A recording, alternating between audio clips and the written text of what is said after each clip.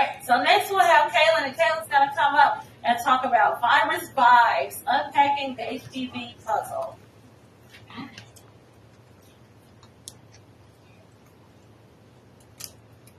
Human papillomavirus, or HPV, as I'll be referring to it from here on out, is a small virus with a big impact, with the CDC estimating that roughly 80% of all sexually active adults being infected with the virus.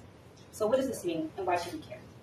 HPV itself is known to be the cause of the common warts and also genital warts, and some types of HPV are also known to cause cancer. Nearly all cases of cervical cancer are caused by HPV, and HPV has also been found as the causative agent of anogenital cancers, and on the rise here in the U.S., some head and neck cancers as well too. Now don't fear too much, I know I just laid a lot on you, but there is a very effective and preventative vaccine, which if you are able to get the vaccine before you are come in contact with HPV, the vaccine is able to really help you out. But unfortunately, due to sometimes vaccine hesitancy, lack of access to the vaccine in some parts of the world, not a lot of people are able to get this vaccine before they come in contact with the virus itself.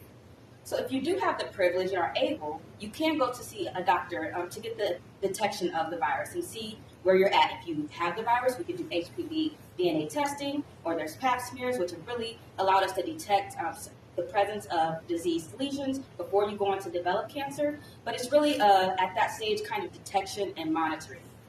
From there on, if you do have the diseased lesion, we do have some treatments which are more so aimed at removing the diseased lesions through surgery, or even if you do have the cancer, we have chemotherapy or radiation which can remove it. But if all those things I just named, none of those treatments were aimed at removing the virus or targeting the virus itself, which brings up the need for research. So for the past 4 years, my lab and my work itself has looked at trying to discover how the virus itself, once it's in the cells, which part of proteins in the cells is it partnering with to go on to develop the cancers. So that hopefully one day, I haven't gotten that far yet in the PhD, in my training, but hopefully one day we can develop better treatments to then go on and target the virus itself without having so much as systemic impacts on the patients itself. So as you look at my puzzle here, some of the pieces are colored in, a lot of them are not. There's a lot of things that are unknown about the virus, even though for about 2 minutes I've said a lot, but I haven't said as much that there is to know about HPV.